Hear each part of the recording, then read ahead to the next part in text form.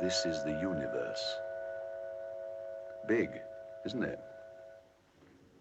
Thousands of suns, myriads of stars, separated by immense distances and by thin floating clouds of gas. The starlight makes the gas transparent, and where there are no stars, it appears as dark, obscuring clouds, like that great black cone over there. Hello, there's a nova. A whole solar system exploded. Someone must have been messing about with the uranium atom. No, it's not our solar system, I'm glad to say.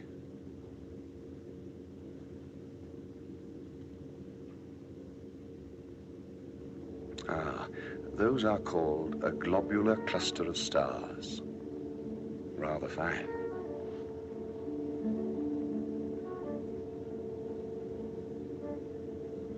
Down here in the right-hand corner, see that little chap rather like a Boy Scout's badge?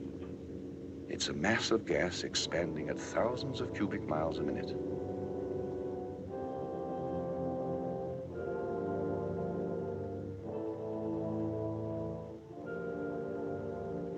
Here we are. We're getting nearer home. The moon, our moon, in the first quarter.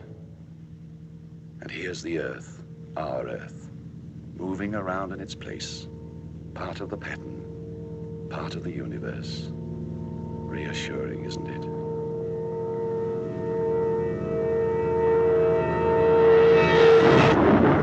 It's night over Europe, the night of the 2nd of May, 1945.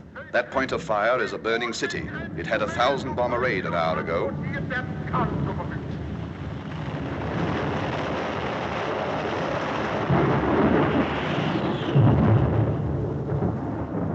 And here, rolling in over the Atlantic, is a real English fog. I hope all our aircraft got home safely. Even the big ships sound frightened. Listen to all the noises in the air. Listen with their fighting tower. Listen. Listen. Request your position. Request your position. Come in, Lancaster. Come in, Lancaster. Position nil, repeat nil, age 27, 27. You get that? That's very important. Education interrupted, violently interrupted. Religion, Church of England. Politics, conservative by nature, Labour by experience. What's your name? I cannot read you. Cannot read you. Request your position. Can you see our signals? Oh, give me my scallop shell of quiet, my staff of faith to walk upon, my scrip of joy, immortal diet, my bottle of salvation, my gown of glory, hope's true gauge, and thus I'll take my pilgrimage. Sir Walter Raleigh wrote that. I'd rather have written that than flown through Hitler's legs. I cannot understand you. Hello, Lancaster. We are sending signals. Can you see our signals? Come in, Lancaster. Come in, Lancaster.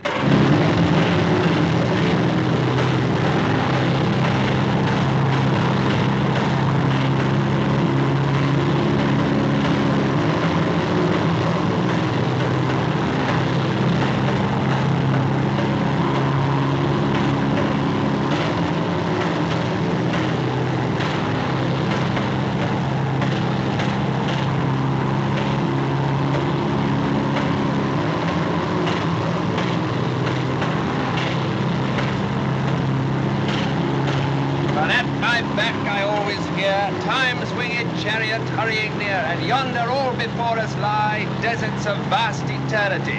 And a marvel, what a marvel. What's your name? I Are you receiving me? Repeat, are you receiving me?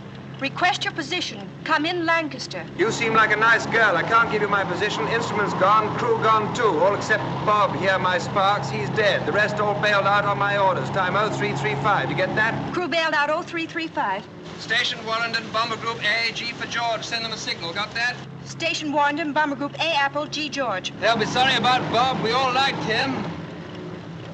Hello, G, George. Hello, G, George. Are you all right?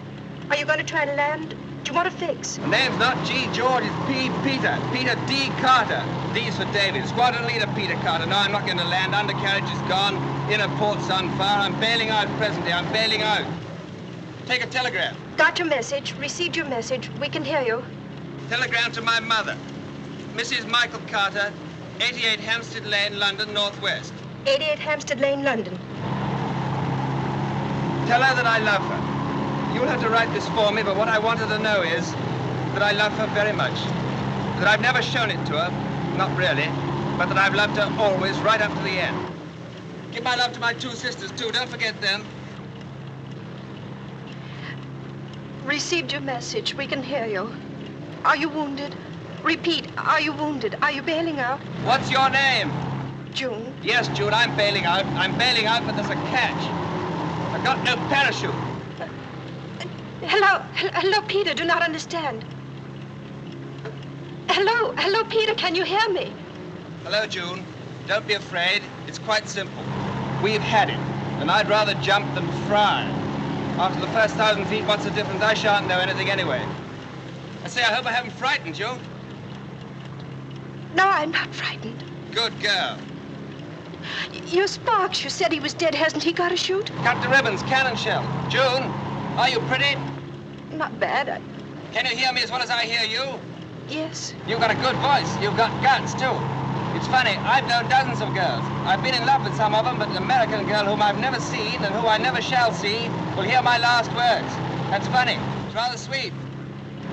June, if you're around when they pick me up, turn your head away. Perhaps we can do something, Peter. Let me report it. No, no one can help. Only you. Let me do this in my own way. I want to be alone with you, June. Where were you born? Boston. Mass? Yes. That's a place to be born. History was made there. Are you in love with anybody? No, don't answer that. I could love a man like you, Peter. I love you, June. Your life, and I'm leaving you. Where do you live? On the station? No, in a big country house about 5 miles from here. Lee Wood House. Old house? Yes, very old. Good, I'll be a ghost and come and see you. You're not frightened of ghosts, are you? It'd be awful if you were. I'm not frightened. What time will you be home? Well, I'm on duty till 6. I have breakfast in a mess, and then I have to cycle half an hour. I often go along the sands. This is such nonsense. No, it's not. It's the best sense I ever heard. I was lucky to get you, June. Can't be helped about the parachute. I'll have my wings soon anyway, big white ones. I hope they haven't got all modern. I'd hate to have a prop instead of wings. What do you think the next world's like? I got my own ideas. Peter. I think it starts where this one leaves off, or where this one could leave off if we'd listened to Plato and Aristotle and Jesus. With all our little earthly problems solved, but with greater ones worth the solving. I'll know soon enough anyway. I'm signing off now, June. Goodbye. Goodbye, June. Hello, G for George. Hello, G. George. Hello, G. George. Hello.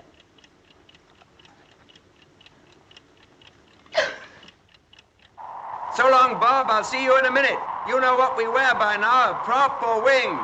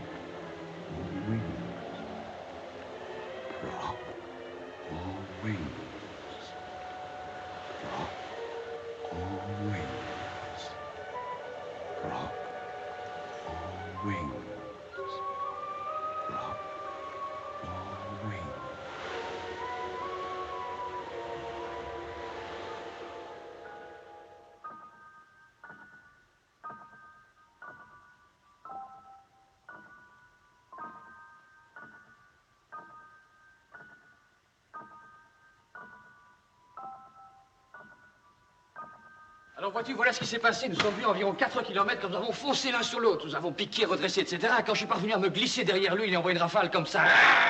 Il a piqué, j'ai cru que j'avais touché, mais le salaud m'est revenu par derrière, il m'a refilé de s'échapper, il m'a touché à mort. Oh, bad luck, old boy.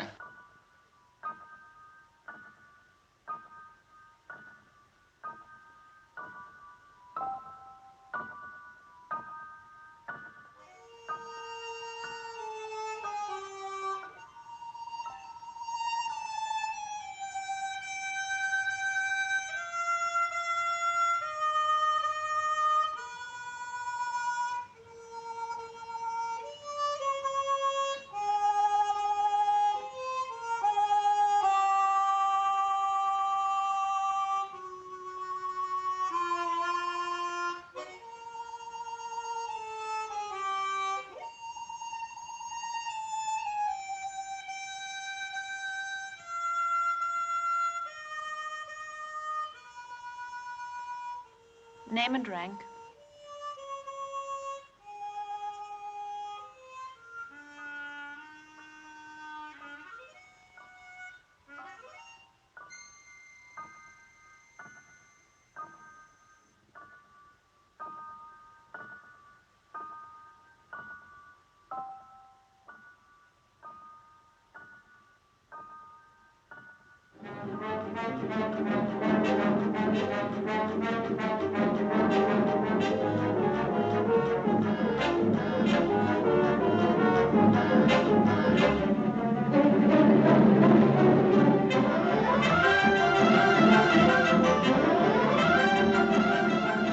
Come on, fellas, break it up. Spread out here. Room and bath. Oh, do you have USO shows here? No, we don't. Okay, we'll stay. Officers' quarters, of course. We're all the same up here, Captain. Excuse me, brother.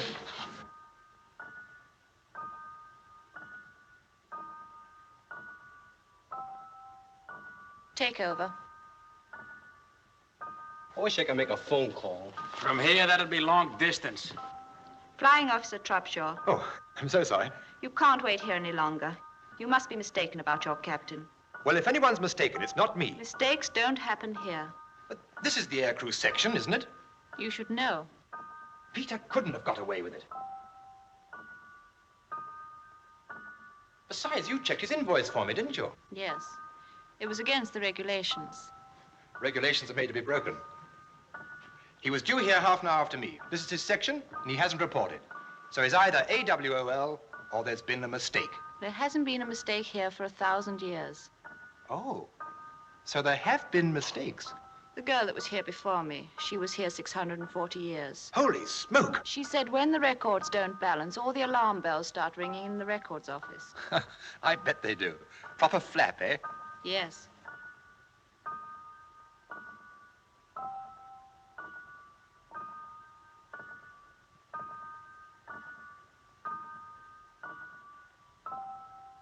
That's only the living records. Everyone on Earth has a file. Russian, Chinese, black or white, rich or poor, Republican or Democrat. Holy smoke. If anybody told me the clerks were working away up here, just like on Earth. Everyone here is allowed to start how they like. It's heaven, isn't it?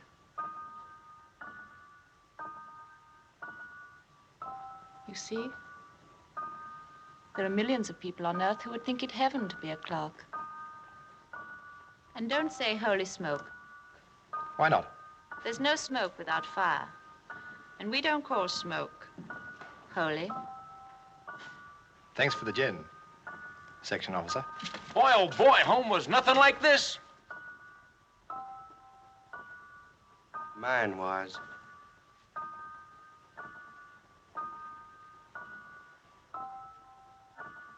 Sign here. Oh, all right. I don't know how to start those bells ringing.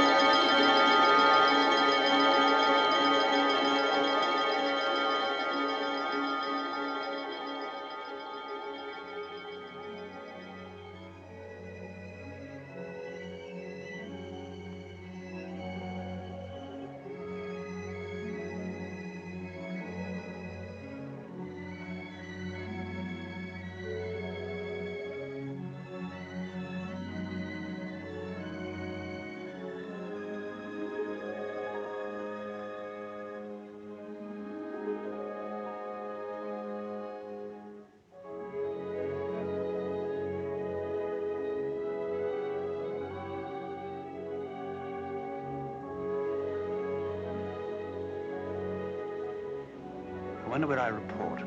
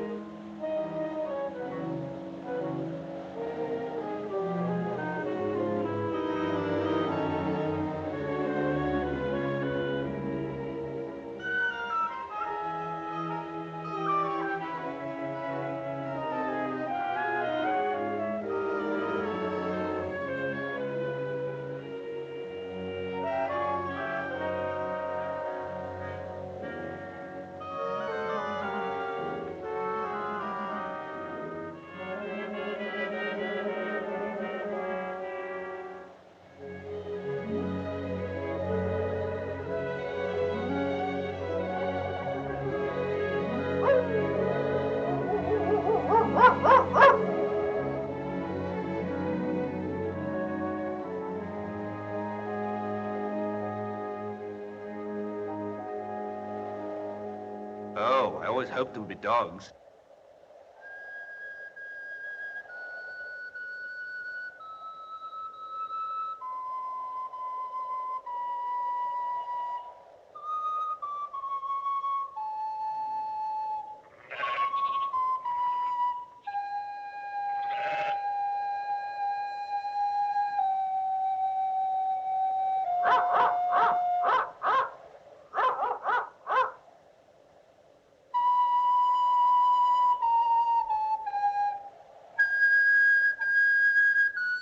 Good morning. Morning. Where do I go from here? Huh? I'm new. I only just arrived. Where do I report? You mean the aerodrome? Aerodrome?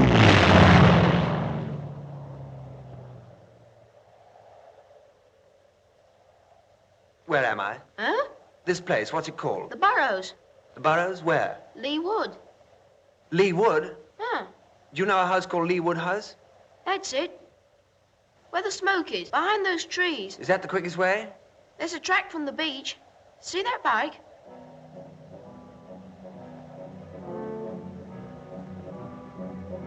Who is it? Dunno. One of the Yank girls. They live up at the house.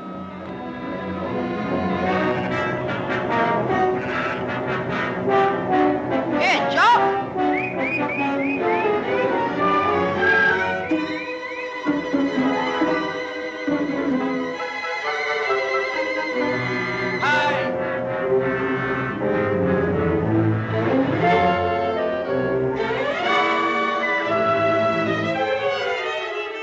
Hello. Hello yourself. What's wrong? You're June.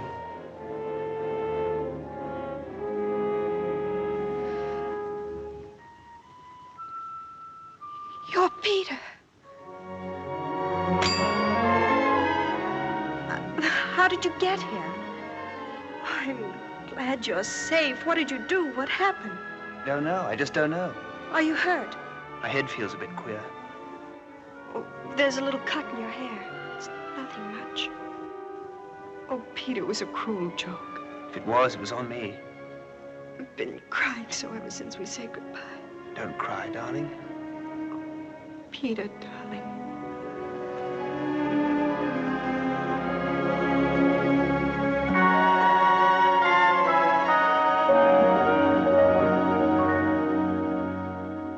$91,716 invoiced, 91,715 checked in. Conductor 71. Madame, it could have happened to anybody. How did it happen? Everything was calculated except for this accursed fog. The pilot jumped, he got lost in the fog. I missed him. Flying Officer Tropshaw.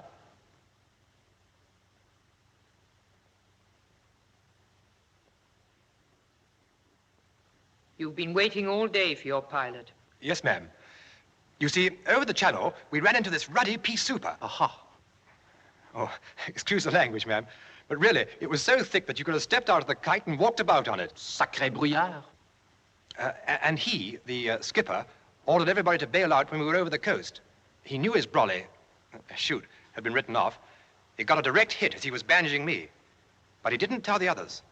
I only knew about it because I'd bought it by then. I mean, I was dead. I understand. And I knew he'd be clocking in here, so I thought I'd stooge around and wait for him. This young lady is not to blame at all. I'm sorry if I broke the rules. Thank you. 19 hours and 50 minutes have elapsed. Don't you know that any slip must be reported immediately? I lost my head. Not long in the service. I joined in the so-called second germinal of the so-called glorious French Revolution. I see. Natural death. I lost my head. The case is not so simple. No? No. He's fallen in love. Ah. Oh. It complicates things. True, madame. You must do your best. Oui, madame. You'll proceed to Earth immediately. Oui, madame. You will explain your grave error to Squadron Leader Carter. Oui, madame. And ask him to follow you. Oui, madame. Wait! Your captain is not an unreasonable man, I hope. The skipper? Oh, no, ma'am. Unless he's had a few, of course. Pardon? Had a few? Beers. Oh, de la bière. Ah, oui. Scotch being hard to come by, you know. Naturellement. By the way, monsieur, when you see Peter, would you give him a message for me? Avec plaisir. Just say, what ho? Bon.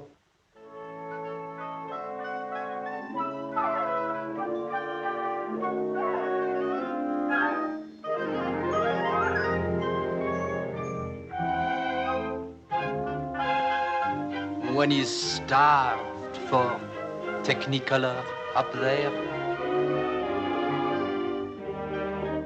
What a night for love.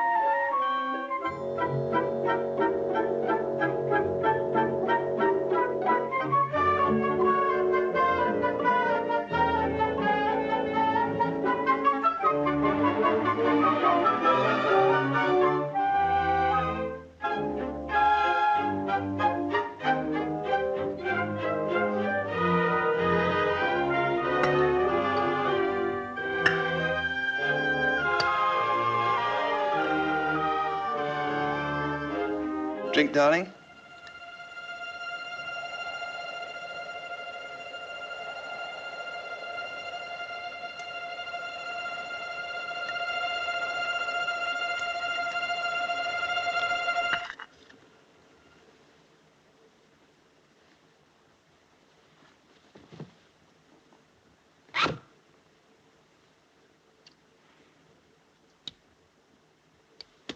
Mon ami? Good evening. I think I keep these for a little. And how are you, my friend? I've never been better. June, wake. She cannot wake. We are talking in space, not in time. Are you cracked? Look at your watch. It has not moved since you said so charmingly, drink, darling. Nor will it move, nor will anything move until we have finished our little talk. It is only a trick. Who are you? We should have met yesterday at 0410, mon cher. Unfortunately, I missed you. Well, you couldn't have missed me because I wasn't here. Now, who the... I bring you a message from Mr. Trubshaw. Bob? Bob's dead. Oh, yes, he's dead. He says, what ho? Well, that sounds like Trubshaw. But he is dead, isn't he? En effet. But how? Why? Cannon shell. And what should happen to a man who jumps from his aircraft without his parachute? How do you know? But it is I who am telling you, my friend. It is I. Your time was up. But they missed you because of your ridiculous English climate. I am French. But what do you want now? You, my friend. What for? To conduct you. Where to? To the training center. Training for what? For another world. You don't mean... But, my dear friend, that is just what I do mean. Oh, this is absolutely fantastic. June. June! All right. And what if I refuse to go? But you cannot refuse. Your time was up. Now, by mistake, you overstayed by about, speaking in time, of course, 20 hours. The advantage was exclusively yours. You lost nothing, you only gained. What about her?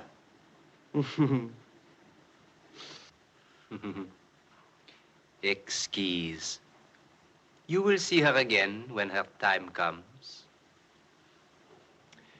She will live to be 97. I looked her up in the files. I'm in love with her. But, my friend, what is love? The feeling of the moment. But I represent eternity, the law of this world and the other. Good, but what is law? Law is law. Yes, but law is based on reason. That is so. Now, yesterday, I wasn't in love. Today, I am. But, my friend, what is love? How many people are in love? Soldiers, airmen. How many sailors? Do they protest when their time is up? No, they don't. They have no right. Exactly. But I have. Why? Look, I've fallen in love because of your mistake. I'm in an entirely different position from what I was in last night. Then, I expected to die, I was ready to die, and it wasn't my fault that I didn't, it was yours. What kind of government do you represent? I do not represent any government. Well, what laws govern the place you come from? I am not permitted to express any political views. Well, if it's a respectable place, there must be a law of appeal. But, my friend, be reasonable. Appeal to whom? That's for you to find out. But this has never been done. Is that any reason why it can't be done now? You are determined to get me into the salad. And what about the salad you got me into? Now, look here. You don't want me to use force, do you? Well, you can always try. I think I leave you for a little. That's the form. I shall report for instructions. Now you're talking. And do not fall any deeper in love now. You have been warned. She is charming. You know, I think you're not a bad chap. Do you play chess? Yes? So do I. We could play every day. Some other time. Next time, perhaps. Au revoir, mon ami.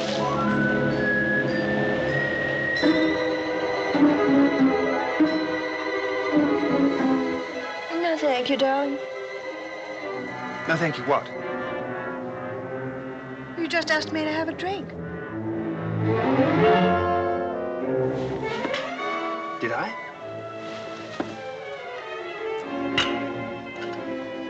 Yes, I remember I did. What's the matter with me? What is it? Is it your head again? Might be, yes. An odd thing happened while you were asleep. I haven't been asleep. Didn't you hear us talking? No. Who was there to talk to? They sent somebody. They? Who are they? I don't know.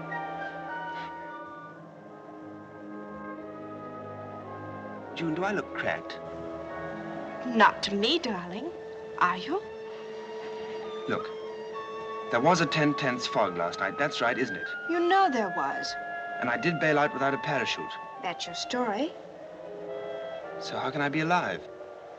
I give up. I don't know and I don't care. I had no parachute. It was shot up. And when I came to this morning, I had no parachute. Anyway, why wasn't I drowned? You don't need to prove to me that you ought to be dead. Well, I ought to be, according to this character. What character? Well, this conductor character they sent after me. He says he missed me in the fog. Bad luck for them. Good luck for me. I told him I was going to appeal. He's gone off to get instructions. It's not my fault I'm not dead. It's not my fault that I found you and fell in love with you. Maybe he wasn't here at all. Hey, you, Frenchman! Where are you? What is it? Oh, I've got an awful headache.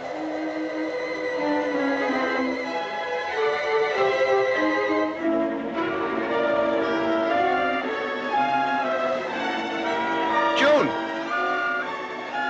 June, you're there, aren't you? Yes, Peter, of course I'm here. I thought I'd lost you.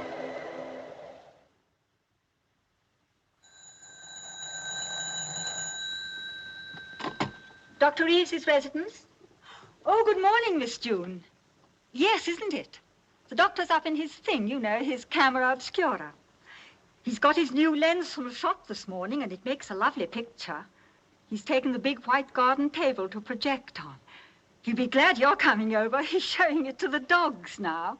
Ah, nice day. Mrs. Bidwell's duck's out too early. She'll lose all the eggs if she's not careful.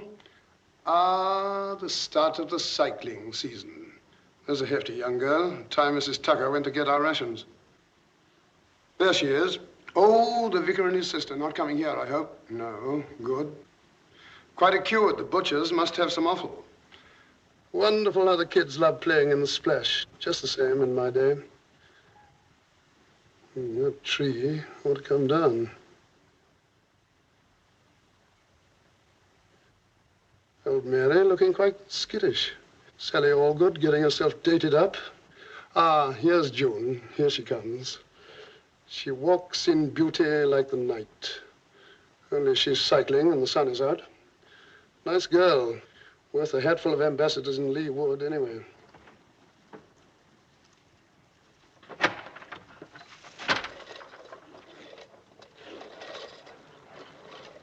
Come on up.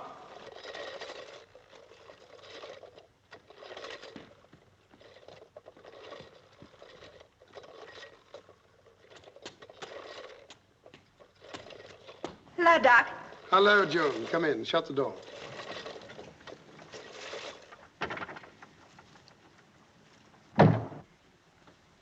Surveying your kingdom? A village doctor has to know everything. You'd be surprised how many diagnoses I've formed up here.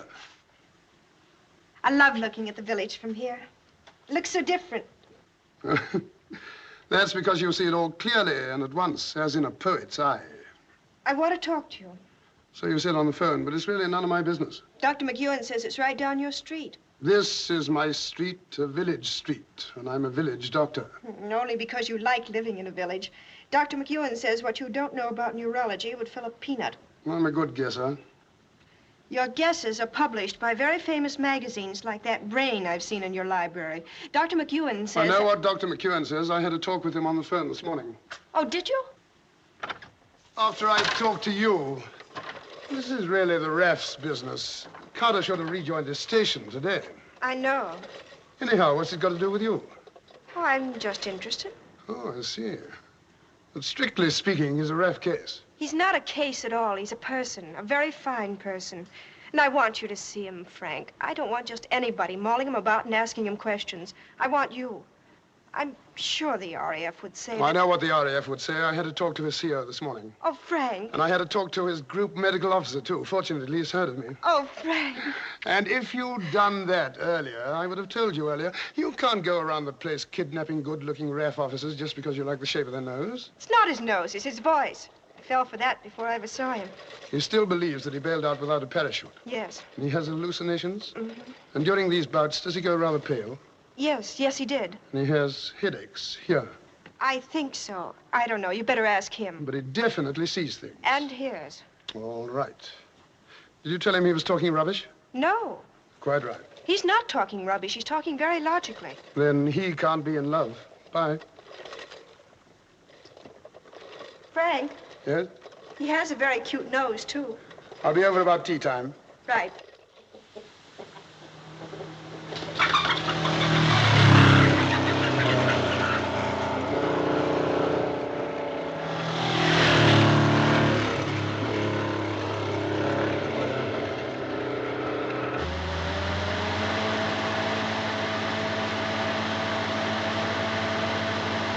It's Dr. Reed. Let's go.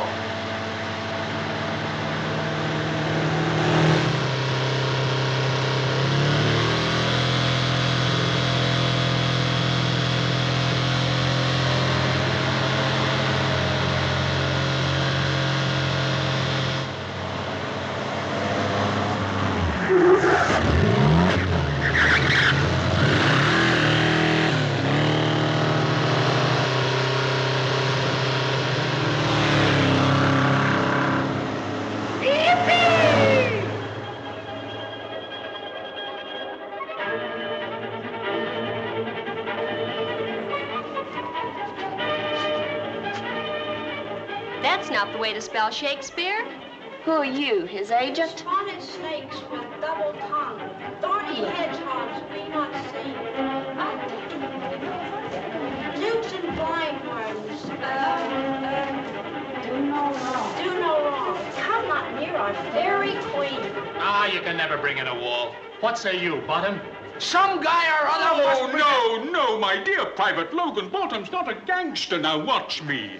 Some man or other must present Wall, and let him have some plaster or some loam or some rough cast about him to signify Wall. And let him hold his fingers thus, and through that cranny shall Pyramus and Thisbe whisper. Now try that, my boy. Can I do the business? This as well, yes. Oh, brother. Some man or other must present Wall, and let him have some plaster or some loam or some rough cast about him to signify Wall.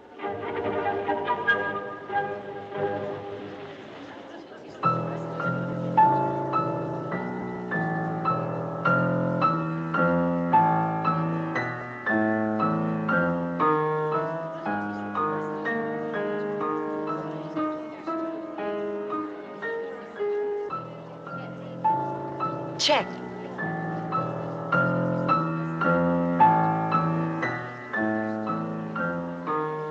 Peter, check. Peas, blossom, cobweb, moss, and mustard seed. Oh, dear, I didn't see that one coming. Kind and courteous to this gent. Hop in his walk. Good afternoon. and gamble in his Oh, now, Frank. Squadron Leader Carter, Dr. Reeves. How do you do? How do you do? Do I get some tea? It's ordered. Ginger cookies. Good. Who's winning? Well, June's very good. But he's winning. Sit down, everybody. Thanks. Mercy heart, I beseech your worship's name. I shall desire you of more acquaintance, good Master Cop. If I cut my finger, I shall make bone. Your name, honest gentleman? I've told Peter What? who you are, what you are, all about you. Tall order. And I've told you all about him. Has she read your poems? What poems? Well, didn't you know this is Peter Carter? I didn't know. We hadn't got around to that yet. I haven't got much modern stuff in my library, but you're there. Oh, good. I like your point of view, and I like your English. I hope we shall have some talks together. So do I. Now, let's get down to this thing. You never had any visions or hallucinations before? Never. What were you in civil life? I was at Oxford. Specializing? European history. Both parents alive? My mother. Brothers, sisters? 2 sisters, both in the Wrens. What was the cause of your father's death? Same as mine. Brain. No, war. When? 1917. You're, 29? 27. Called up? No, volunteered, trained in Canada, went on ops in 41. Bomber? Spell of coastal, spell of instructor, back to bombers, Lancasters. Must have done a good many operations. 67. I'm surprised they let you go back with your experience and seniority. It's a new job, master bomber. Tricky? Somebody's got to do it. Now, about these headaches. When did they start? Headaches? Oh, I know you get them. I know you've had them for some time, and I know you've told nobody about them, especially your MO, right? What else do you know? I know about your eyes. You know a good deal. I'd like to know more. All right. Good. These headaches, when did they start? About 6 months ago. Bad? Not at first. Where, mostly? Here. frontal and temporal. Did you ever have a rather nasty bang on the head? I don't think so. Sure? The usual one, dropped as a baby. That spoiled everything for you? Yes, I'm afraid it does. I'll see what I can cook up. Do you mind if I try something? No, go ahead. Now, just face this way. Don't move. Now, don't move your eyes. Look straight ahead. Check. What are you looking at? For that girl with the red hair and the legs. Right, I've got her. Don't take your eyes off her. This is going to be easy. Now, without moving your eyes, what can you see on the extreme right? Fireplace. In the center? Girl. Extreme left? Windows. Curtains? Yes. Color? Red. Right, that'll do. Well, have you quite done staring at that girl's legs, both of you? Well, you've got to do what the doctor tells you. Confidentially, they're rather knock-kneed.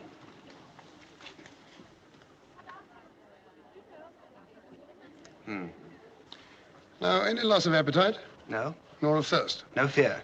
In fact, if anything, you've been eating and drinking rather more than usual. You've just been looking at my mess bills. And you've seen something? Someone. Clearly? As clear as I see you.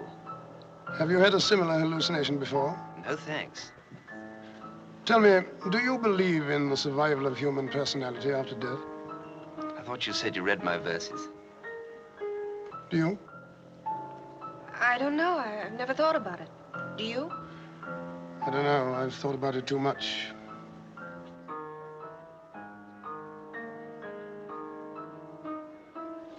I thought I was asked to tea. It isn't time yet. Past my time.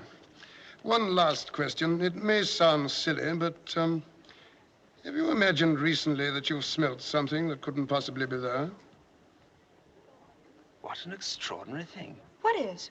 How did you know? It was a long shot. You have. Yes, but it was so silly I would never have told you. It's important. It might explain everything abnormal that you've seen and heard. Well, that would be a relief, but you still can't explain how I can jump without a parachute and be alive. No, it couldn't do that, but there might be a possible explanation even of that. Now, this heavenly messenger, you saw him quite clearly. I told you, as clear as I see you. And this smell, you imagined, was it at the same time? Yes, it was particularly strong. Was it a pleasant smell? Yes. Could you place it? Fried onions. And this messenger, he hasn't turned up again? No, but he will. When? He picks his own time and stops it. Oh, Peter's lodged an appeal. Against what? Against his caller. That's the spirit. Don't give in. I won't. I'm lucky that June knew you, Doctor. Thank you for coming. June has lucky friends. I've got bad news for you. Then why the grin? You're going with me. Where to? To my house, for two reasons. First, I want to meet this chap next time he drops in. Second, I like a nice girl around the house, and she only comes to see me to borrow a book. And she's a slow reader. But what about my CO? I fixed it with him. Besides, until we get this settled, I'm your CO.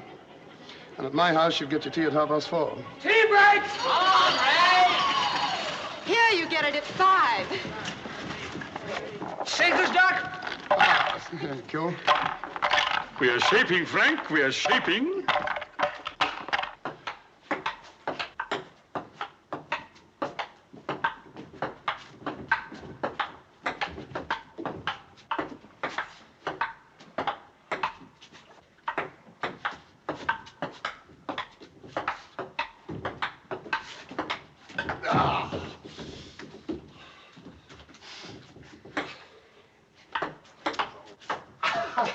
Turn it on.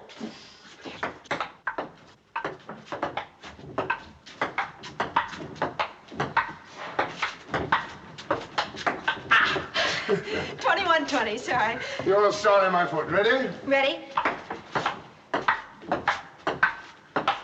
Nearly. Nearly doesn't count. 21 all. Up. I'll be. Count 10. I wonder if Peter's a good player. You can ask him when he wakes. Well, he's been asleep nearly 2 hours and a half. He'll wake at 11. How do you know? I gave him a tablet. Well, how can you tell exactly? Oh, I can't tell exactly, but I know the patient. But do you know him? I think so. Well, then tell me something about him. Are we playing table tennis or are we not? Right, your serve. Right, ready? Ready. Oh. Your game. Now tell me what you think about him. I think he's fascinating. So do I. Not biologically, medically. Have a drink? Love one.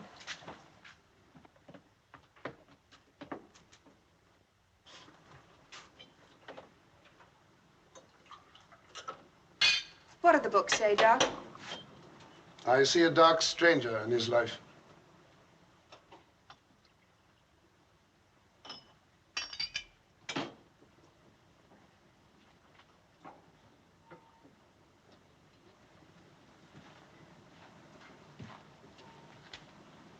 Do you know what's wrong with him? Yes, I think I do. Is he going to be all right? He'll be all right. Here's a drink. Will he have any more hallucinations? Yes, How do you know? because this conductor promised to come back. Will that make him worse? Why should it? I don't know.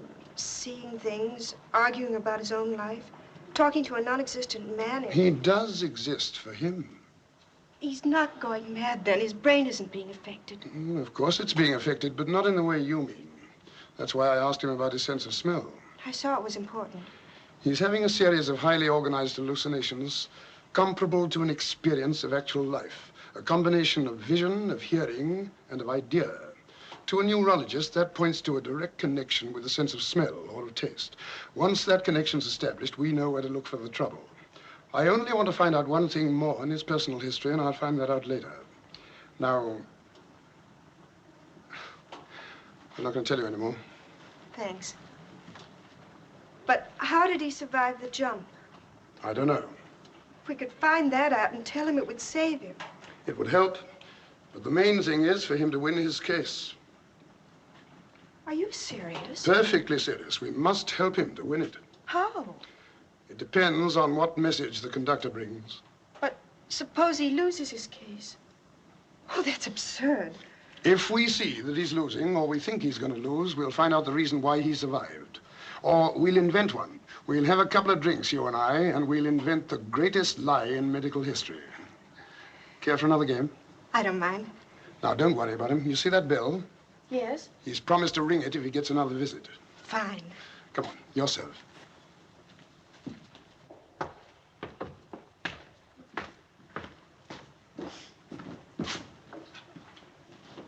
Ready? Mm-hmm.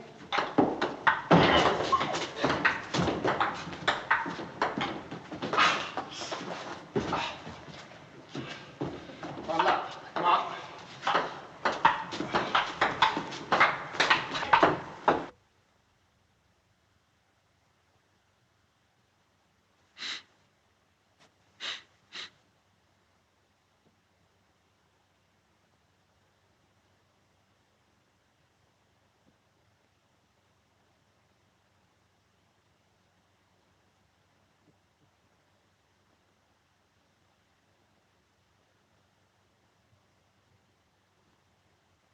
Doc, he's here. June!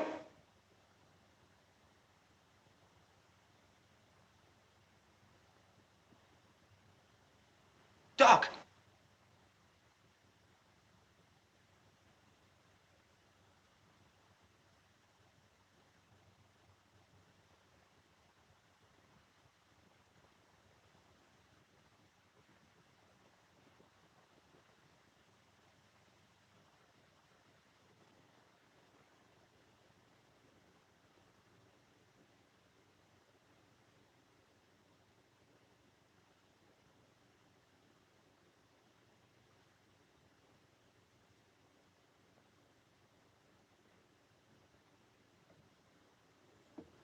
Eh bien, mon cher, comment ça va? Not too good. Not too good. Ah. I would not bother to ring that bell if I were you. Nothing will happen. A little trick of mine, you remember? After all, what is time?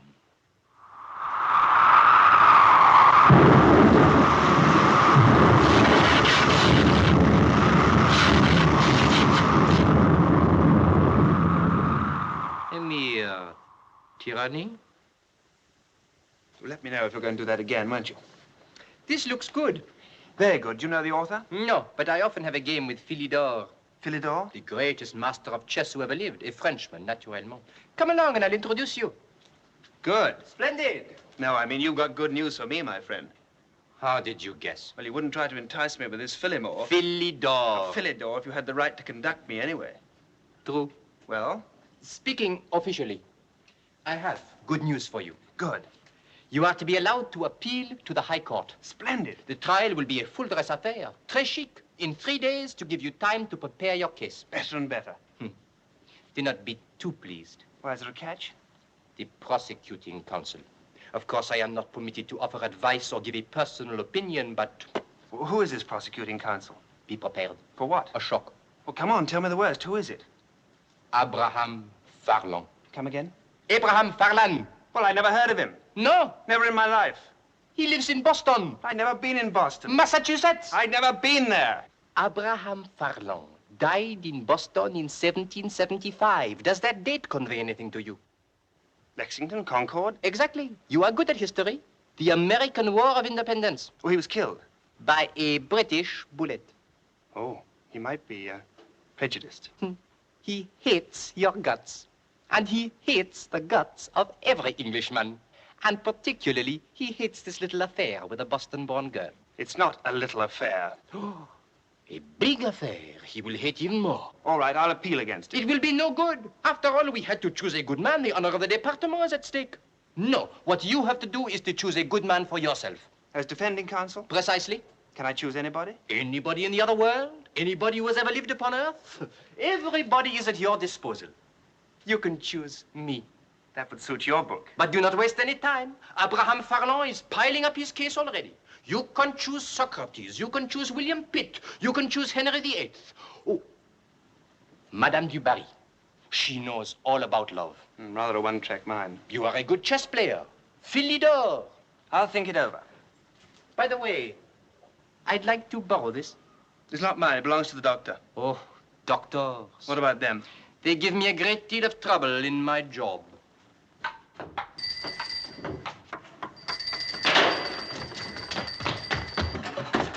He was here. He tricked us. Yes, he was here. And these were on the floor. Peter, sit down.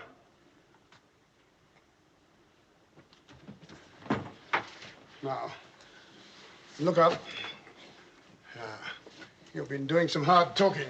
I have. I hope you didn't give in to anything. No. That's the spirit. Do you think I could stay overnight, Frank? Yes, I'll tell Mrs. Tucker. I don't need anything much. Now, let's see.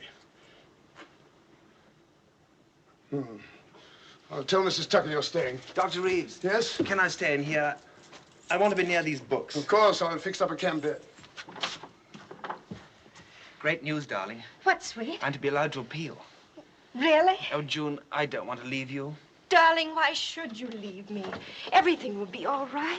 Well, if I can get a good counsel. Of course you will. Well, it's very important. I don't want to lose you.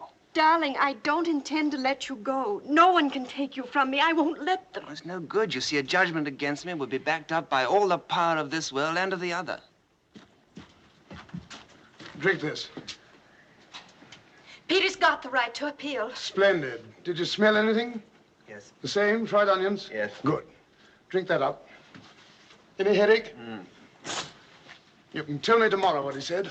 No, he said... Good heavens. What is it? He got my 100 best games. What? Harlequin's chess book, 100 best games. You sure? Absolutely certain. He had it in his hand. What a nerve. A bit cool. Now, how about getting to bed? Now, I want to talk to you first. It's important. No, not now. Have a long sleep. Tomorrow you'll feel as fresh as a daisy. It's about my counsel. I don't think you believe a word of what I say. Of course we do. My dear friend, here on Earth, I'm your defending counsel, and as your counsel, I believe everything you tell me.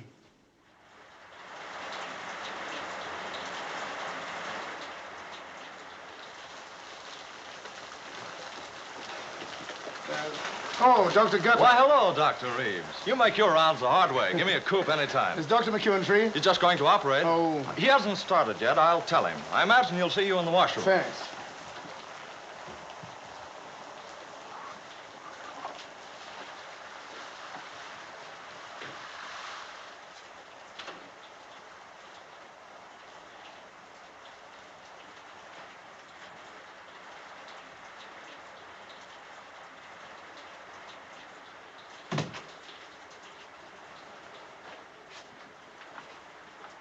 Hello, Frank. What's new? Deterioration all round. We ought to operate tonight. That's impossible. We're swamped. Are you sure of your diagnosis? Certain. I discovered the missing fact. He had slight concussion 2 years ago with no after effects. X-ray is inconclusive. You've seen the ocular reports. You know all about these highly organized hallucinations coupled with a sense of smell. Everything points to arachnoid adhesions involving the olfactory nerve in the brain. It's a tricky operation, but I've never seen one. I have several at the Hospital de la Pitié in Paris. I've made some notes. I wonder if the surgeon could see them. Sure, it'll be Dr. Liza. He's a very fine neurosurgeon. Liza, a good man. But I don't see how we can manage tonight. There's no crisis in such a thing. Any day will do. No, it won't. And I'll tell you why I think it won't and why there is a crisis. I'm afraid of his brain being permanently affected. Insanity? Yes. Why? Because his trial is fixed for tonight and he hasn't found anyone to defend him yet. He spends all his time in my library or when he talks with me and the girl. He only sleeps when I drug him. The boy has a fine mind, but it's overtaxed. That's the trouble. It's too good a mind. A weak mind isn't strong enough to hurt itself. Stupidity has saved many a man from going mad. Yes, you're right there. And he's had several talks with this heavenly messenger. Hallucinations, of course, but you never saw such an imagination. I've been taking tips on the other world, laws, system, architecture. Here's the interesting point. He never steps outside the limits of his own imagination. I don't quite get you. Nothing he invents is entirely fantastic. It's invention, but logical invention. And the keystone to his invention is that the trial takes place tonight. He must win or lose his case tonight, and that's why I think we ought to operate tonight. It's no use shaking your head, and that's why I think we ought to find a counsel to save him from losing his case, or we may lose him.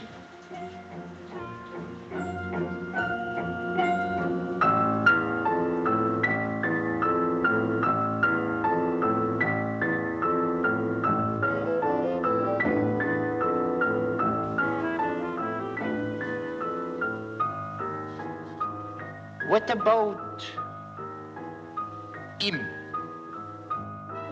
Lincoln. No, it's hardly fair to drag him in.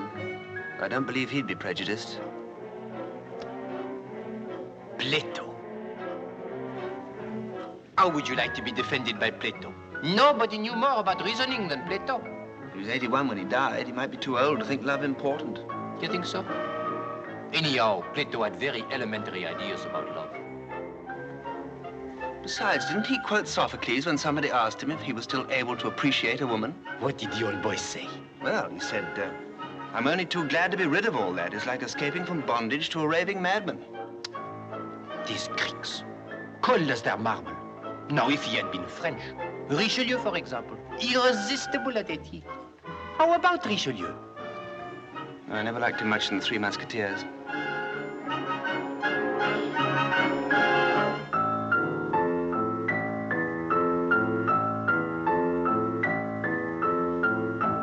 Solomon. Solomon. No.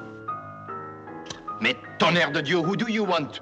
You have only a few hours left. Look, it sounds a grand idea to have all these great men to choose from. But what do they know of our problems today?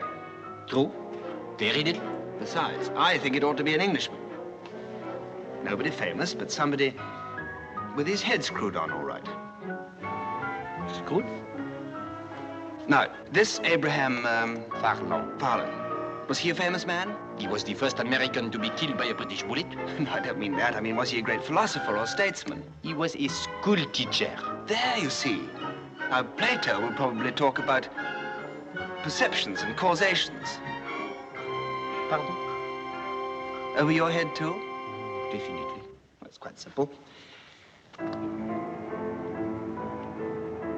By the way, why are you so interested in my winning my case? I? Yes, you.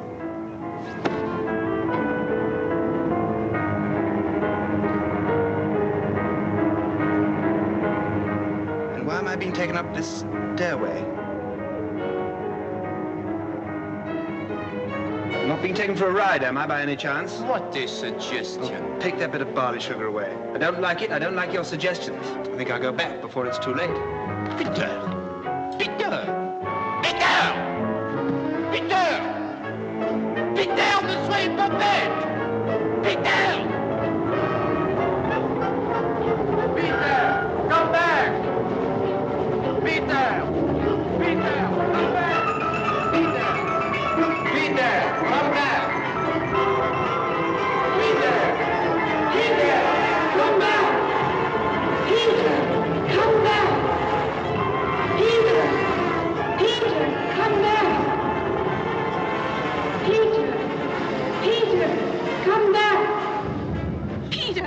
Peter, come back. Peter. Peter. Peter, my darling, come back to me.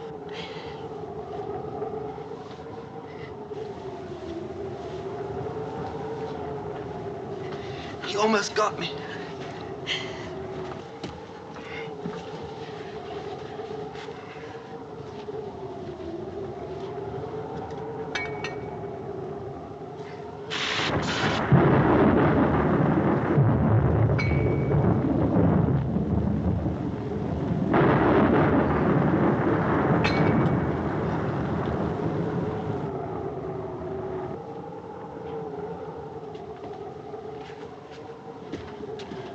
He'll be all right in a moment. Why isn't the ambulance here? It was due half an hour ago. Go and phone Dr. McEwen. Tell him we must operate tonight. It's life or death. And tell him about the ambulance. Yes, Doctor. Send a telegram to his mother. He's got 2 sisters, too. Yes, Doctor. That's all.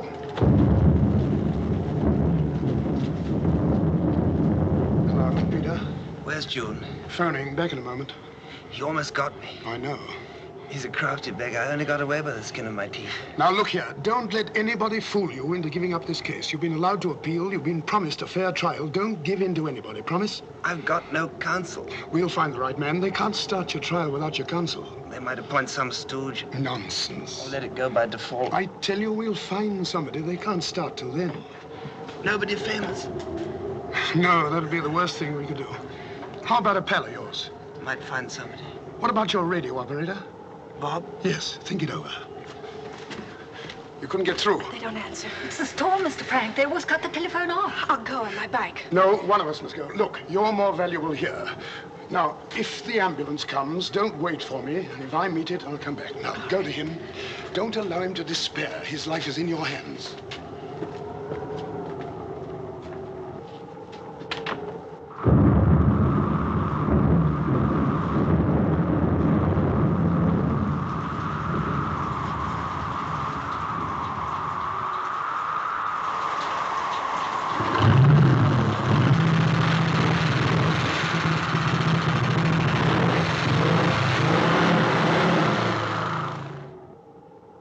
Where's Frank?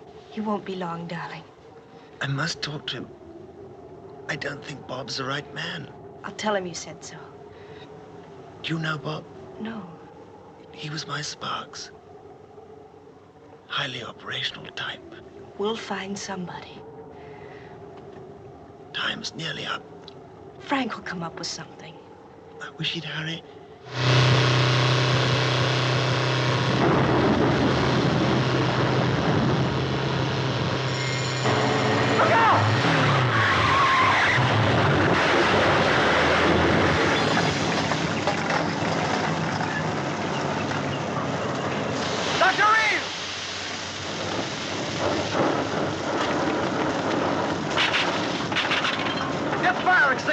And the wagon! What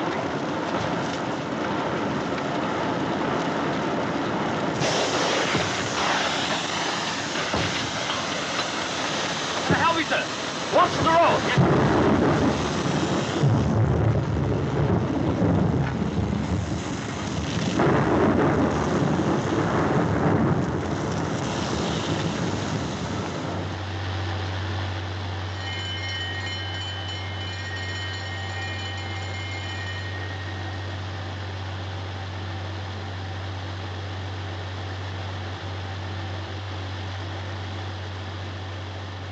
He never saw us until it was too late.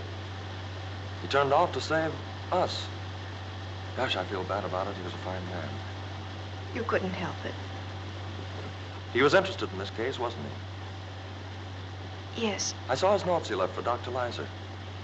It was a fine piece of diagnosis. He left notes for the operation, too. Dr. Leiser is very good, isn't he? Best.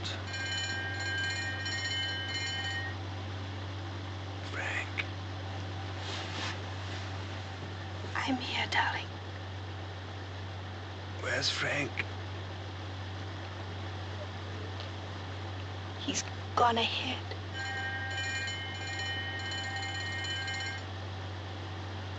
He's had an accident.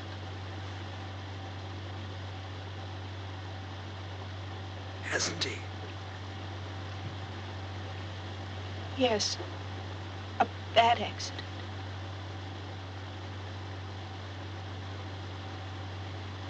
Is he dead? Yes, he's dead.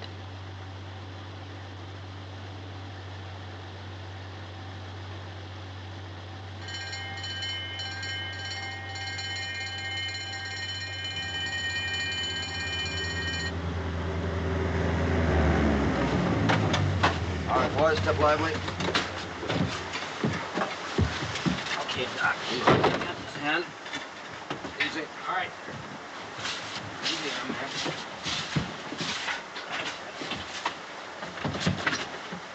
All right, Johnny, take it away.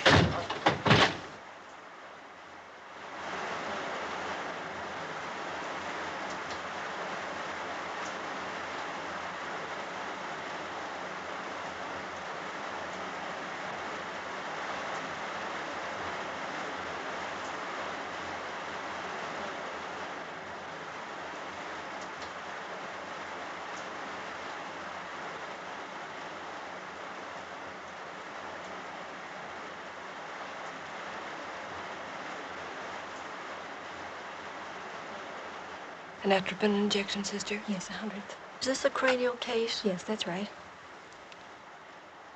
Hello, squadron leader. We're all ready for you.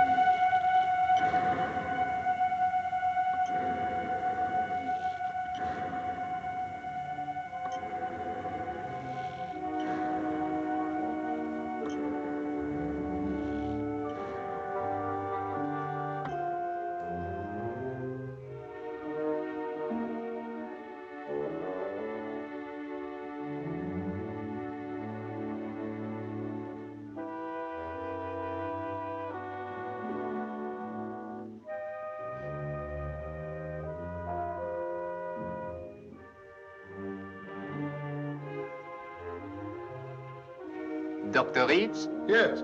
Permit me to return your book. Oh, Aha! So it's you. I will introduce you to Philidor. Cher colleague, this is a special case, court of appeal. I will undertake to deliver Dr. Reeves. As you wish. Merci. Be of good cheer, friend. Thank you. One of the best men in the service, a compatriot of yours. What's his name? Oh, John... Bunyan, yes, of course. And how is dear Peter? Oh, he has a fighting chance. Uh-huh.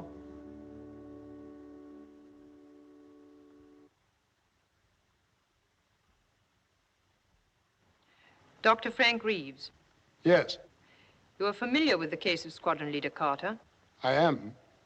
He has chosen you to be his counsel. I hoped he would. Do you accept? I do. You have very little time in which to prepare your case. What facilities do you wish? I should like to see my client and get his instructions. And I subpoena Flying Officer Trubshaw as a witness. Certainly. Conductor 71, you will take Dr. Frank Reeves to Squadron Leader Carter.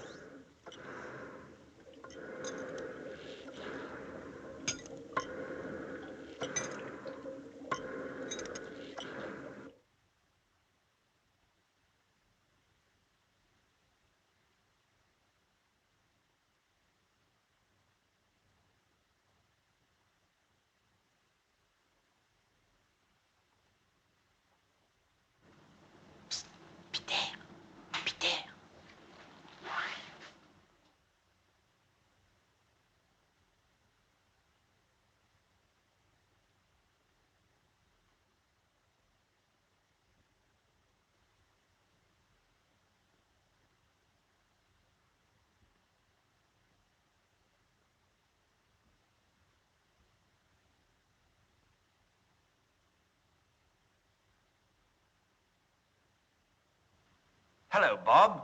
Watch us, Skipper. I didn't expect to see you here. Not yet, anyway. Not up there, either. Well, it was Doc Reeves' idea. I subpoenaed him. Let's talk. Right. You sure they won't miss me? Miss you? You know me, mon ami. That surgeon's very neat. Very neat indeed. I like his work. You're in good hands, Peter. I know. Now, look here. I know what's coming. Yes, I'm very flattered, but are you sure I'm the best man? Quite sure. Aren't you afraid that I may be out of my depth up there? No. Well, doesn't it worry you I'm no lawyer? No. If he gets on to politics, I'm sunk. Who isn't? Come on, Frank. You must have something. Oh, just a little common sense. But if it's as rare up there as it is down here, it'll do me. Say yes. Well... He has no choice anyhow. What are we talking about, then? All right. I need evidence.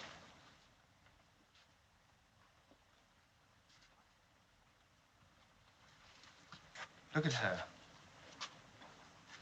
Holy smoke. What? She looks like a nice girl. She is a nice girl. Hardly your type, Skip.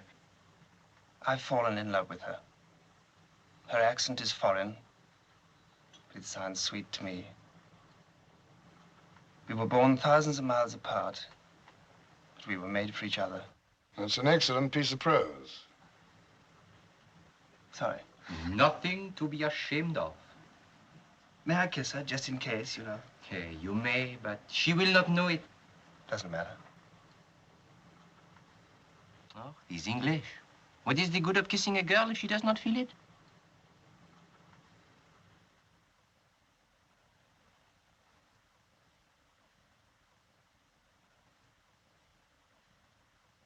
Look.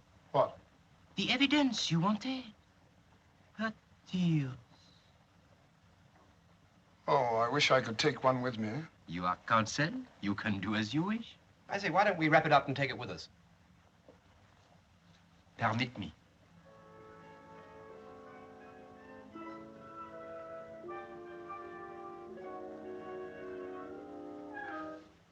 That's it. The only real bit of evidence we have. Quick. We must not keep the court waiting.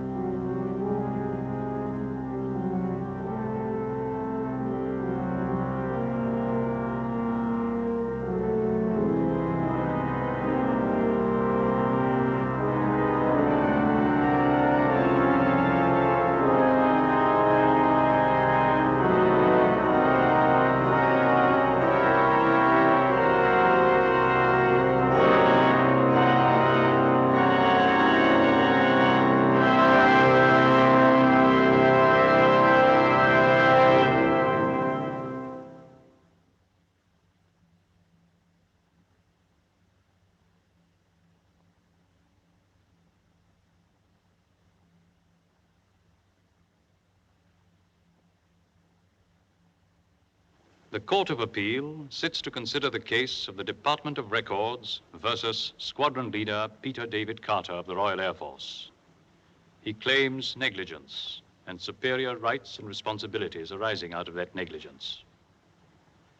He is appealing for remission of the date of his term on Earth and for a reconsideration of his case.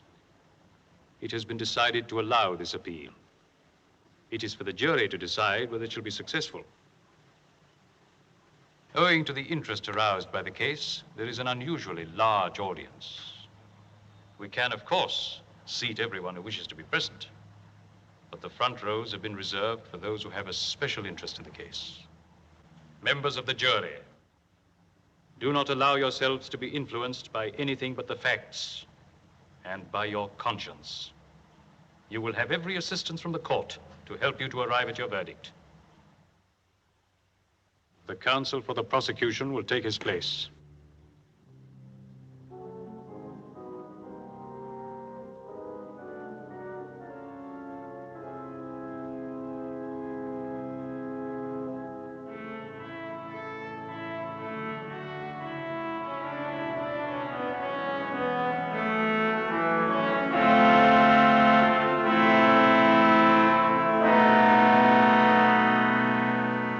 Counsel for the defense will take his place.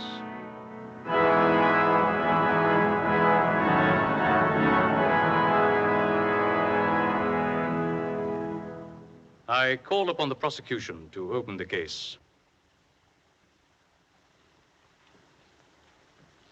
Your Honor, members of the jury, this case has 3 issues. Peter D. Carter, an Englishman, should have died on the 2nd day of May, 1945, at 10 after 4 of the clock, British double summer time. Due to an oversight which I hasten to state is contrary to the traditions of a great service, the defendant did not die. Therefore, issue number 1, who is responsible? When summoned to report some 20-odd hours later, the defendant refused to accompany Conductor 71, giving as his reason that in the time which he had borrowed, he had accumulated new responsibilities of an allegedly important and permanent nature. He claimed, in fact, that in these 20 hours, a young lady of good American stock had fallen in love with him. Therefore, issue number 2, are we to believe this? Furthermore, he states that in these 20 hours which he had borrowed... My lord, I object to the word borrowed, which counsel is using so emphatically. To borrow means to get temporary use of something, to use something without being the true owner. My client didn't get. He was given the 20 hours in question. He didn't use something without being the true owner. He was the true owner of his own life. The next points are, is this young Englishman in love with this young lady of good American stock? And even more important this, is she in love with him? Why do you stress their nationalities? Very important, sir. Extremely important. Why? Because we are talking of love, sir. It can happen, you know, between an Englishman and an American girl. And, vice versa? Possibly. But what are these love affairs, Dr. Reeves? Men and women, thousands of miles away from home, away from the love they left behind. Minute sparks instead of scorching flames, fading, shabby wigs instead of the rich gold of a woman's hair. The love of the moment, Dr. Reeves. Do I call it love? Once in 1,000 times, perhaps. And how many end in lasting marriage? 1 in 10,000. My case, sir. That, sir, is for you to prove. When in the course of human events our men and women came to your country as your allies, it was not to become your prisoners. Sir, may I bring you up to date? We're living in the 20th century, not in the 18th. May I bring you up to date, sir? We are not alive at all. A point. And I am up to date, sir. I've been watching you English from upstairs, your wars, your politics, your busyness, from the tax on tea in 1766 to a certain report on England by 5 members of the United States Senate in 1944. The defendant has nothing to do with tea, nor senators. But other Englishmen had, sir. Is Peter D. Carter what you would call a good Englishman, sir? Yes, sir. Do you see this glass? Out of it, Benedict Arnold drank the health of King George III. Does it break because it is faulty or because it is glass? Can I tear this piece of paper because it is defective or because it is paper?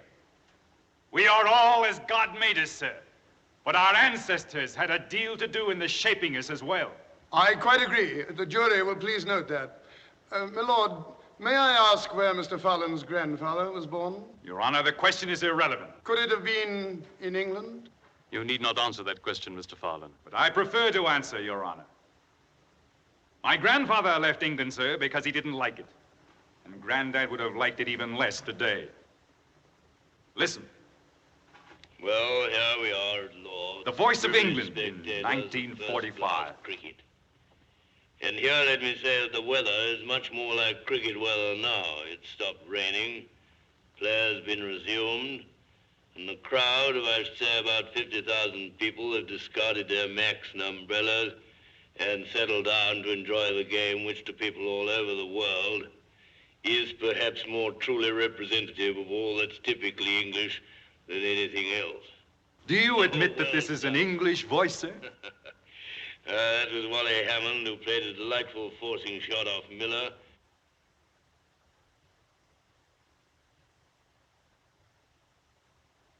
The Voice of America in 1945. Shoo, shoo, shoo, baby. Shoo, shoo, shoo, baby. Bye, bye, bye, baby. Your papa's off to the 7 seas. Don't cry, baby. Don't sigh, baby. Bye, bye, bye, baby. When I come back, we'll have a life for me. I don't understand a word. Nor do I. Say goodbye this way. But for England, I'm ready to call John Donne, Dryden, Pope, Wordsworth and Coleridge, Shelley and Keats, Tennyson, Bridges. And Milton and Shakespeare. I concede your point. And you've already called Peter Carter. Is he a poet? He will be if you give him time. We are here to decide, that's it. I can't deny it.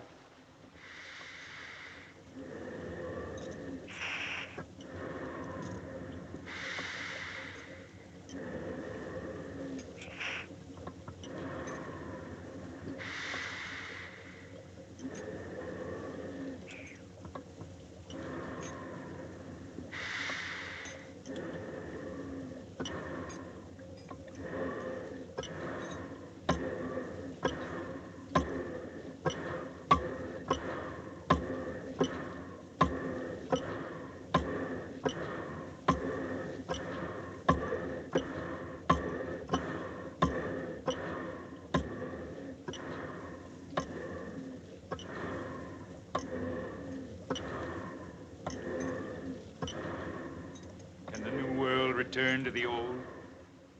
Should the vibrant humor of a young American girl be stifled in the pages of Punch? Should the swift tempo of her life be slowed to the crawl of a match at cricket? Should her accustomed native comfort perforce conform to England's warm drinks, cold rooms, drafty windows, smoky chimneys, faulty plumbing? 2 million houses have no windows at all, and frequently the roof and walls have gone with the windows. My lord, I submit that this court is concerned with the life and death of Peter Carter, and not with past history or present plumbing. Hear, hear!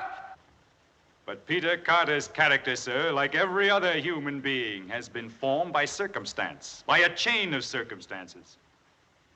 As Benjamin Franklin said, for want of a nail, the shoe was lost. For want of a shoe, the horse was lost. For want of a horse, the rider was lost. For want of a rider, the message was lost. For want of a message, the kingdom was lost.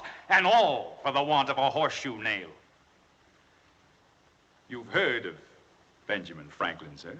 I beg you, in George Washington's words, labor to keep alive in your breast that little spark of celestial fire called conscience. That could not have been said by an Englishman, sir. What was George Washington? Conscience, Mr. Fallon. Are you insinuating, sir, that something is wrong with my conscience? I am. Your Honor, I protest. I'm only trying to give a full picture of this case to the jury. You are trying to prejudice the jury, sir? I see that they've been selected from many races, creeds, and nationalities. I cannot believe them interested in ancient grudges against Peter Carter's ancestors, nor in present grumblings about drafty windows. I don't need to prejudice the jury, sir. They're already prejudiced against your country, and with good reason. You can't pick a jury that isn't. Look closely at the distinguished members of the jury, sir. The first member is Jean-Marie Barrault, French. Has any century passed without war between England and France? The second member is Gregorius Johannes Boonshuyer, burger van Transvaal. the Boer War, Dr. Reeves. The third member is Ivan Bedny, Ruski. What? I'm Russian. The Crimean War, Dr. Reeves. And you, sir? Chanjiming, Pekin. Don't forget England's attack on China in 1857, occupying unprotected Peking. And you, sir? Rala Tajpailal from the Punjab. Think of India, Dr. Reeves. Think of India. And you, sir? You are? James Monaghan, Irish. Choose a new jury anywhere, Dr. Reeves. It will always be prejudiced against your country. My lord, I wish to take counsel for the prosecution's advice. I challenge the jury and request that a new one be chosen. Chosen from where, Dr. Reeves? Mr. Fallon said from anywhere. Except from England. Why not from England? Where else in the world have the rights of the individual been held so high? In America, sir, where these rights are held to be inalienable. I doubt if you have more practical freedom in America than in England. An Englishman thinks as he likes in religion and politics. It isn't what a man thinks and says. It's when and where and to whom he thinks and says it. A man with a flint and steel striking sparks over a wet blanket is one thing, but striking them over a tinderbox is another.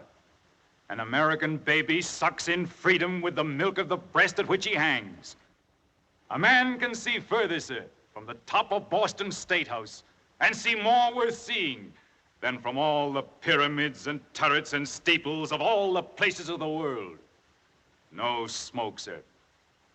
No fog, sir. And a clean sweep from the outer light and the sea beyond to the New Hampshire mountains. Yes, sir. There are great truths, higher than mountains and broader than seas, that people look for from the tops of our hills. America, sir, is the only place where man is full grown.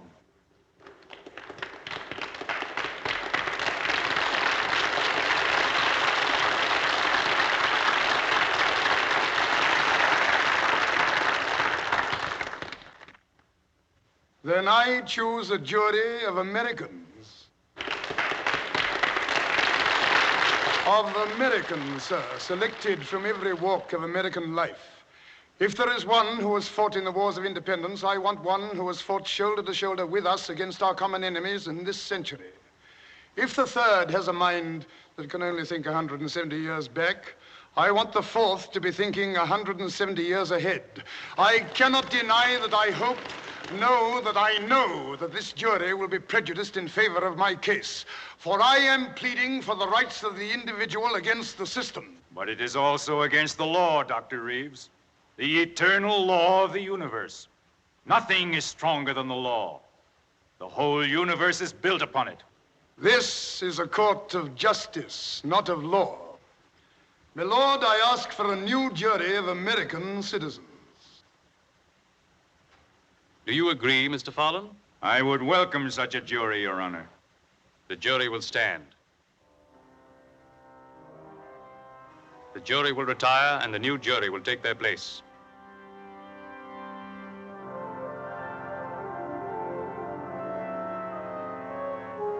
Robert Dupont, American citizen.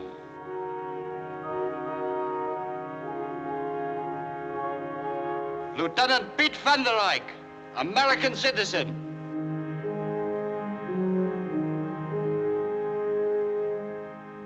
Alexander Barbarnov, American citizen.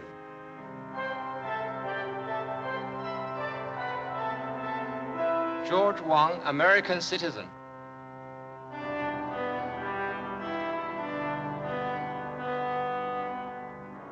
Jefferson Lincoln Brown, American citizen. Patrick Aloysius Mahoney, American citizen. jury will be seated. Counsel for the defense. Here in this rose is my case. And what is my case? I entirely agree with Mr. Fallon. Has Peter Carter fallen in love during the allotted extra... Borrowed, Dr. Reeves. Disputed extra 20 hours he had, or hasn't he? Has someone, the name is unimportant, fallen in love with him? Now, here are two young people who would never have met but for a mistake higher up, penalized for the most natural and simple thing in the world. They fell in love. Here in this tear are love and truth and friendship. Those qualities and those qualities alone can build a new world today and must build a better one tomorrow. That is my case, and upon it I demand a verdict that Peter Carter shall live. Your Honor, we all feel that the defendant and this young girl should be given a chance to be heard. My lord, nothing is impossible.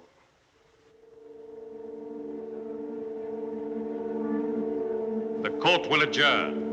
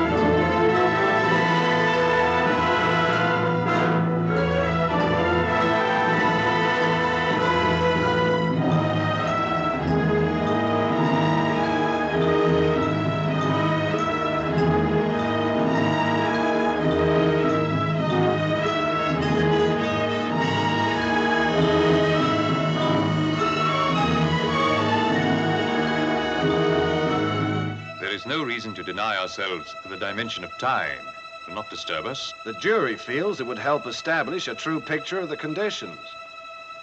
Very well.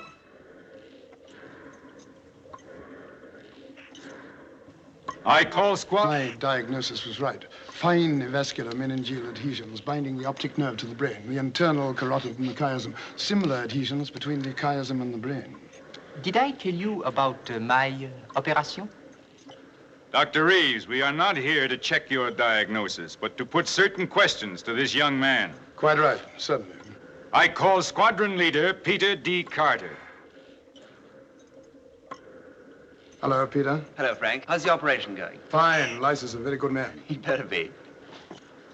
Peter Carter, you are on the witness stand. You are under oath. Do you understand? Yes, Mr. Fallon. You know me, sir? There's no mistaking you.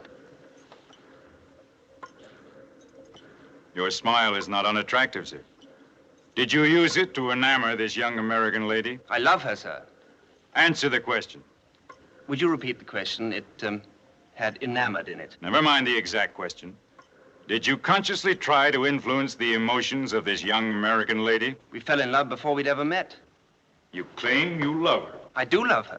Can you prove it? Well, give me time, sir. 50 years will do. But can you prove it? Well, can a starving man prove he's hungry except by eating? Would you die for her? I would. But I'd rather live. Young devil. Your Honor, I apologize for the expression. Your witness. No questions. Conductor 71. Monsieur? Is the young lady available? She sleeps. She sleeps. The jury will please note that. I put her to sleep. Indeed, why? To enable you to call her, sir. The jury will please note that. I do call her, Your Honor.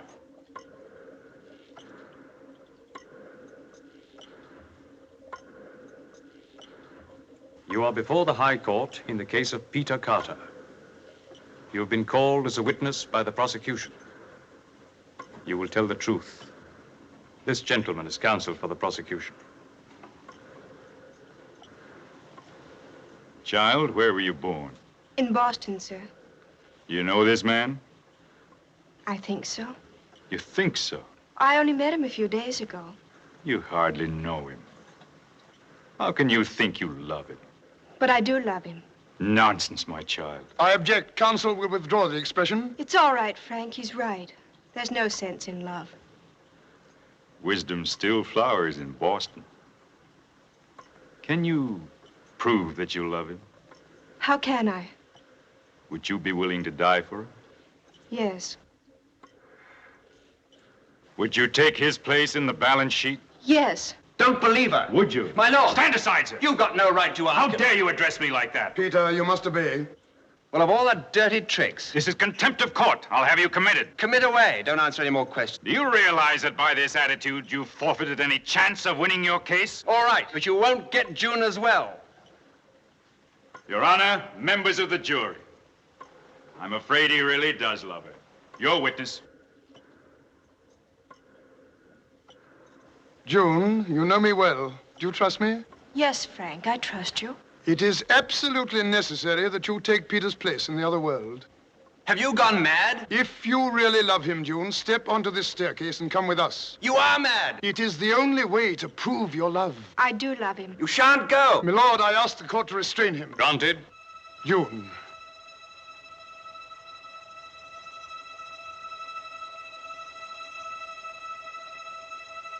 Take care, Dr. Reeves. In the whole universe, nothing is stronger than the law.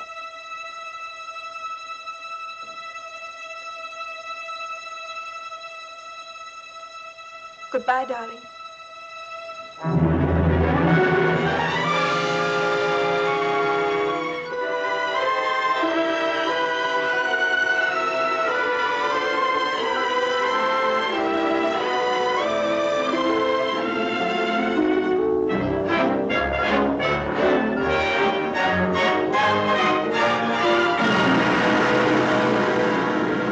Yes, Mr. Fowler, nothing is stronger than the law in the universe, but on Earth, nothing is stronger than love.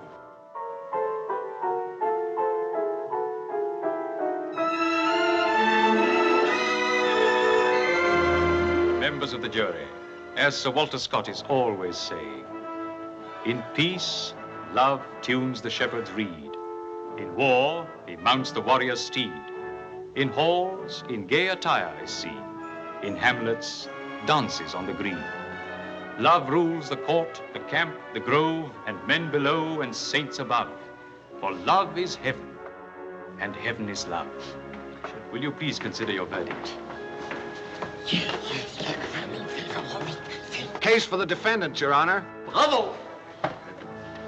The appeal is granted. There now remains the new date on Squadron Leader Carter's file. Will both counsel approve it? Does that satisfy you, Dr. Reeves? Very generous, my lord. Do you agree, Mr. Fowler? Isn't that a little too much, Your Honor? I agree. My lord, I hope this will not establish a precedent. I object. You, sir? You, sir? You mean the rights of the common man? The uncommon man? Exactly. The rights of the uncommon man must always be respected. Exactly.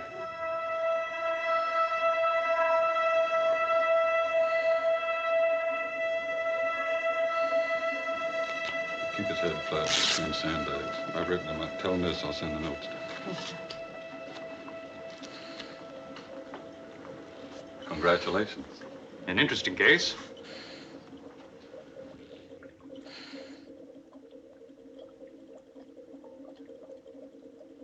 Peter, don't forget your book.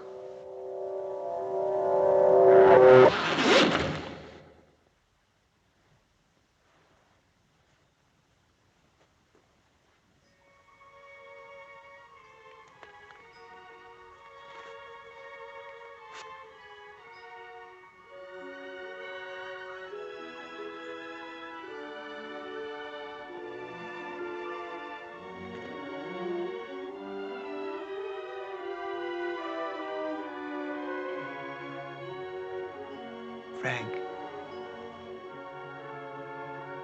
Frank. Frank.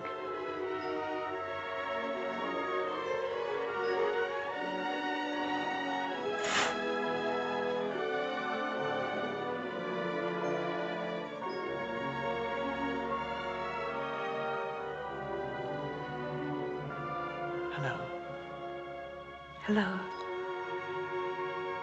We won. I know, darling.